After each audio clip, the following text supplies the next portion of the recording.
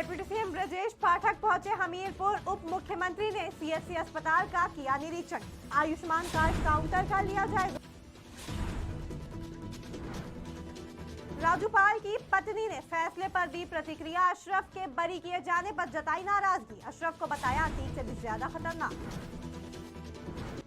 2 CO सहित 3 inspector सहित 12 पर मुकदमा दर्ज। मामले की जांच में जुटी पुलिस। तत्कालीन इंस्पेक्टर ने नहीं दर्ज की थी रिपोर्ट। कांग्रेस ने विपक्ष के खिलाफ खोला मोर्चा। राहुल गांधी की सदस्यता रद्द होने पर गरमाई सियासत। संकल्प सत्याग्रह का किया धरना प्रदर्शन। नमस्कार, आप देख रहे हैं आज की खबर। आपके साथ में हूं अफीफा मलिक। उत्तर प्रदेश के उप मुख्यमंत्री ब्रजेश पाठक स्वास्थ्य व्यवस्था का जायजा लेने हमीरपुर पहुंचे, जहां पहुंचकर डिप्टी सीएम ब्रजेश पाठक ने मौधा सीएचसी अस्पताल का निरीक्षण किया। सीएचसी अस्पताल का निरीक्षण करने के साथ ही उप मुख्यमंत्री आयुष्मान कार्ड काउंटर पर भी गए, जहां जाकर व्यवस्थाओं का जायजा लेने के लिए। निरीक्षण के दौरान डिप्टी सीएम ब्रजेश पाठक ने कहा कि केंद्र और प्रदेश की योजनाओं का बुंदेलखंड में धरातल पर लाना ही उनका उद्देश्य है।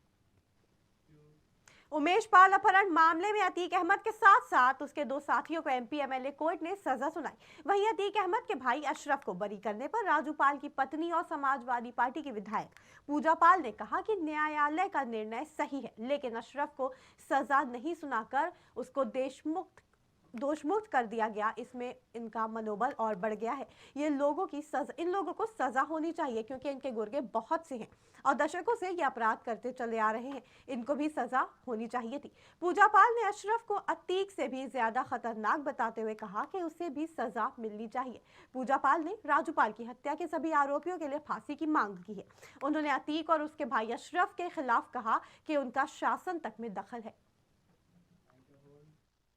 देखिए, जो न्यायालय का फैसला जो आया है, मैं उसका स्वागत करती हूँ और मैं ये कहना चाहूँगी कि जो अशरफ को जो दोषमुक्त कर दिया गया है वो न्यायहित सही नहीं है। इसलिए उन लोगों को भी सज़ा पड़नी चाहिए, सज़ा होनी चाहिए, क्योंकि जो इलाहाबाद के जो बेचारे बेगुनाह हमारे पति हैं, आज इधर ये कांड हुआ, ये और भी आज दशकों से जो अपराध चलता आ रहा है, एक आतंक का, कहीं ना कहीं एक अशरफ के भी ऊपर सज़ा पड़ती तो आज बहुत अच्छा एक मतलब कि वो मैसेज जाता।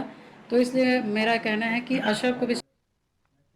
उत्तर प्रदेश के जनपद अमरोहा के हसनपुर कोतवाली क्षेत्र में साल 2014 में गजरौला रोड पर मनोटा पुल के पास लूटी गई डीसीएम के मामले में रिपोर्ट दर्ज नहीं करने, कोर्ट के आदेश पर दर्ज हुई रिपोर्ट में एफआईआर लगाने और बरामद डीसीएम को लावारिस दिखाकर नीलाम करने और बदमाशों से मिलीभगत होने से 2 सीओ 3 इंस्पेक्टर समेत 12 लोगों के खिलाफ मुकदमा दर्ज हुआ।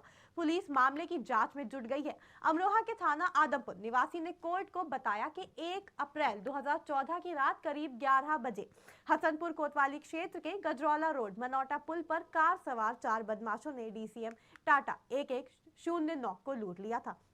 इसके साथ 2000 की नकदी भी लूटी गई। आरोप है कि थाने में बदमाशों से मिली भगत के चलते तत्कालीन हसनपुर कोतवाली के इंस्पेक्टर रामपाल भाटी ने रिपोर्ट दर्ज नहीं की।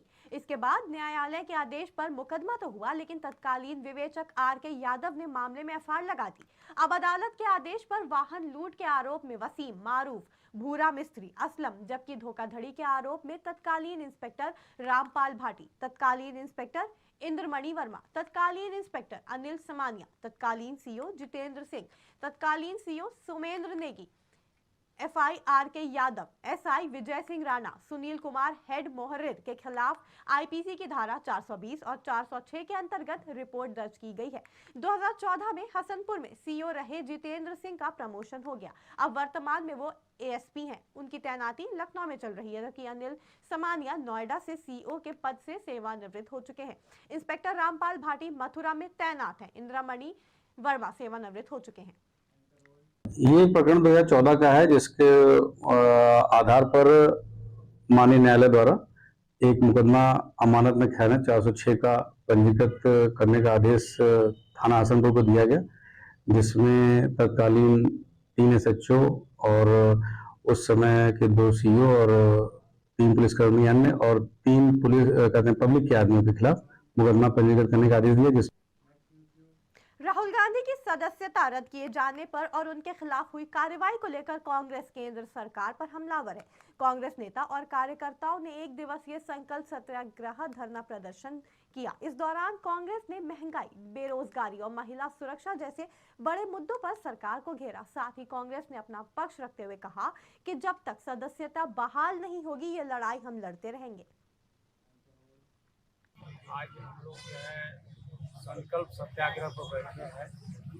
माननीय राहुल गांधी जी हमारे नेता हैं, उनको उनकी मेंबरी जो है गलत ढंग से समाप्त की गई है और न्यायालय द्वारा जो है गलत ढंग से जो है उनको सजा सुना दी गई है। इस परिप्रेक्ष्य में हम लोग बैठे हैं और ये लड़ाई जो है हम लोग आर पार लड़ेंगे जब तक जो है इस स्थिति बहाल नहीं होगी, तब तक हम लड़ते रहेंगे, संघर्ष करते रहेंगे। और देश में हमारे प्रधानमंत्री जी कहे थे कि हम भ्रष्टाचार समाप्त करने के लिए आए हैं, लेकिन वो भ्रष्टाचार का साथ दे रहे हैं।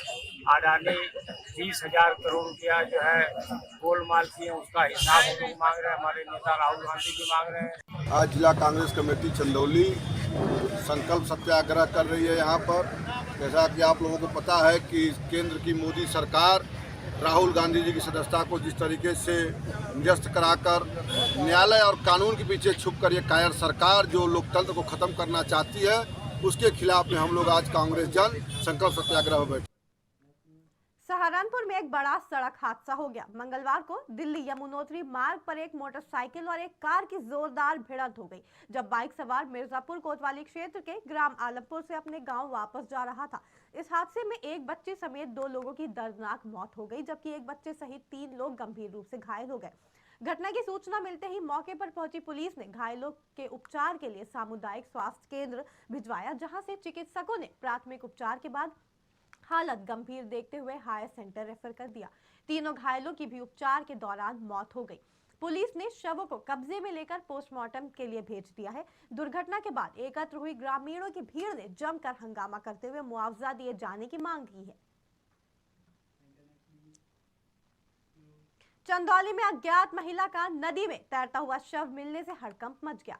मामला बउआ थाना क्षेत्र के तांडा कला घाट का है, जहां नदी में महिला के शव को देखकर ग्रामीणों में सनसनी फैल गई। ग्रामीणों ने फौरन ही पुलिस को जानकारी दी। मौके पर पहुंची पुलिस ने शव को बाहर निकलवाकर जांच करना शुरू कर दी है। जानकारी के मुताबिक महिला के हाथ पर रागी देवी और राम प्रताप लिखा हुआ था। पुलिस हर पहलू पर जांच कर रही है और पता लगाने की कोशिश कर रही है कि महिला की शिनाख्त हो सके। आज सूचना मिली थी कि टांडा कला घाट थाना बलुआ अंतर्गत गंगा किनारे एक डेड बॉडी आके लगी हुई है।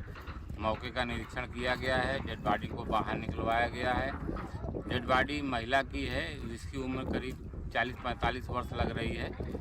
कहीं से बाहर से बह कर के आई है। प्रथम दृष्टया देखने से लग रहा है कि गंगा स्नान करते समय डूब गई है, लेकिन कपड़े उसके शरीर पे कम है। उसके दाहिने हाथ पे गोदना से राधी देवी और राम प्रताप लिखा हुआ है। महिला के शव का शिनाख्त कराने का प्रयास किया जा रहा है और अग्रिम विधिक कार्रवाई की जाएगी।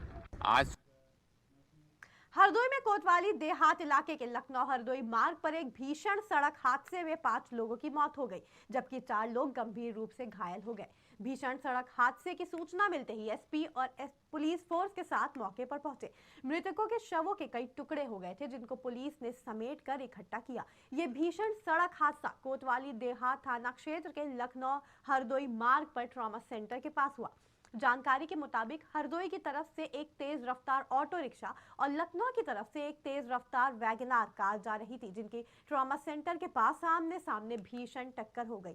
इस हादसे में दोनों वाहनों के परखच्चे उड़ गए। वैगनार और ऑटो सवार 5 लोगों की इस हादसे में जान चली गई, जबकि 4 लोग गंभीर रूप से घायल हैं, जिनको इलाज के लिए जिला अस्पताल में भर्ती कराया गया है। ये लखनऊ रोड पर ट्रॉमा सेंटर से थोड़ा पहले हरदोई की तरफ वैगनार और ई रिक्शे में टक्कर हो गई है। काफ़ी तेज़ टक्कर थी। इसमें 3 लोग, एक पुरुष एक महिला एक बच्चा, तो मौके पर उनकी डेथ हो गई। कुछ घायल 3 घायल ट्रॉमा हॉस्पिटल ले आए गए थे।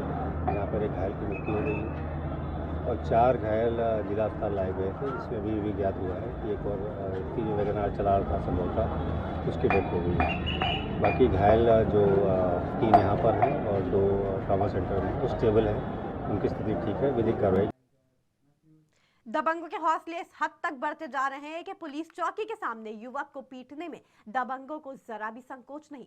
चंदौली के मुगलसराय कोतवाली के कूड़ा बाजार का यह मामला है, जहां मनबड़ मिठाई व्यवसायी की दबंगई इतनी आगे बढ़ गई कि चौकी जमकर गुंडागर्दी की गई। चौकी के सामने मारपीट का ये वीडियो सोशल मीडिया पर तेजी से वायरल हो रहा है। जानकारी के मुताबिक दबंग ने सहयोगियों के साथ मिलकर पुलिस चौकी में घुसकर मारपीट की।